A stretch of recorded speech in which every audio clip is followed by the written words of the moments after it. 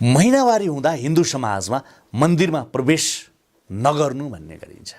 हाम्रो समाजमा महिनावारी हुँदा मेन्सुरेन्स हुँदाखेरि चाहिँ महिलाहरू केटी मान्छेहरू स्त्रीहरू मन्दिरमा प्रवेश गर्न हुँदैन।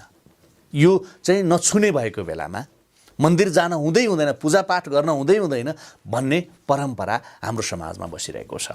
तर शास्त्रका अनुसार यदि तपाईले शास्त्रलाई पढ्नु भएको छ, हाम्रो धर्मशास्त्रलाई वास्तविक रूपमा पढ्नु भएको छ, बुझ्नु भएको छ भने आज तपाईले यो कुरालाई स्वीकार्नुहुन्छ, महिनावारी हुँदा हिन्दू समाजमा मन्दिर प्रवेश नगर्नु भनेको छँदै छैन। पर बस्नु भनिन्छ है। पर बस्नु भनेको यो महिनावारीमा दिएको छुट्टी हो। तिम्रो शरीरबाट रगत जाँदा तिमी कमजोर हुन्छौ भनेर आराम गर्नका लागि दिएको छुट्टी हो। प्राचीन संस्कारको संस्कृति पछाडिको ज्ञान हेर्ने र बुझ्ने गरौँ। महिनावारीमा तिमी कोही एकभन्दा अपवित्र कहिले हुँदैनौ। मन्दिरभन्दा पवित्र हुन्छौ तिमी, मन्दिरभन्दा संवेदनशील हुन्छौ तिमी। पिरियडमा मन्दिर नजानु भनेको पुरातन समाजमा मन्दिर घरदेखि टाढा हुन्छ, अथवा परापूर्व कालमा पहिले घरदेखि मन्दिर टाढा बनाउने चलन, डाँडामा जङ्गलको बीचमा चुट्टीमा बनाउने चलन थियो। फेरि मन्दिर जानु भनेको मन्दिर गएर नमस्कार गरेर फर्कनु मात्रै होइन, मन्दिर जाँदा निराहार बस्नुपर्छ, शुद्ध भएर जानुपर्छ, जसले गर्दा पिरियड भएको बेला, महिनावारी भएको बेलामा गाह्रो हुन्छ भन्ने अर्थमा व्याख्या गरेको दर्शकवृन्द। केही व्यक्तिले स्वार्थका लागि, आफ्नो स्वार्थका लागि अपव्याख्या गरेर यो परम्परा विकसित हुँदै गएको हो।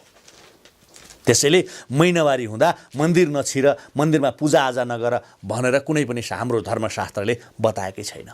महिनावारीमा मन्दिर निराहार निर्जल जाँदा, घन्टौँ साधना गर्दा तिम्रो स्वास्थ्यमा असर पर्न सक्छ। तिमी झन् कमजोर हुन्छौ भनेर मन्दिर नआऊ भनेको हाम्रो शास्त्रले। कालान्तरमा यो निषेधको रूपमा विकसित भयो, निषेधका रूपमा बुझियो र परिवर्तन त्यही अनुसार भयो। भारतमा कामाख्या मातालाई नै पिरियड भनिन्छ, पिरियड हुन्छ भन्ने कुरा शास्त्रमा लेखिएको छ। तपाईले कामाख्या माताको मन्दिरमा जानुभएको छ भने त्यहाँ विशेष गरेर सोध्नुस्, बुझ्नुस्, कामाख्या मातालाई नै पिरियड हुन्छ। हिन्दू समाजमा नारी देवी हुन्। यदि नारीले हिन्दू धर्म संस्कार संस्कृति जोगाउन नसके एउटा युग गुमाउनेछन्, शास्त्रले यो भनेको छ। तिमी महिनावारीमा अछुत र अयोग्य हुँदै हुँदैनौ। तिमी मन्दिर जाँदा पवित्र हुन्छौ। पवित्र बनाउने, मन्दिर बनाउने, मन्दिर सजाउने अथवा मन्दिर सजाउने र मन्दिर बनाउने मान्छे जन्माउने तिमी नारी कसरी अपवित्र हुन्छौ भनेर शास्त्रमा बताएको छ। जुनसुकै बेला पनि तिमी मन्दिर छिर्न सक्छौ नारी भनेर शास्त्रले व्याख्या गरेको छ। जुन कुरा हाम्रो समाजमा छ त्यो गलत हो। त्यसैले तपाईँ मन्दिर प्रवेश गर्न सक्नुहुन्छ। महिनावारी हुँदा सफा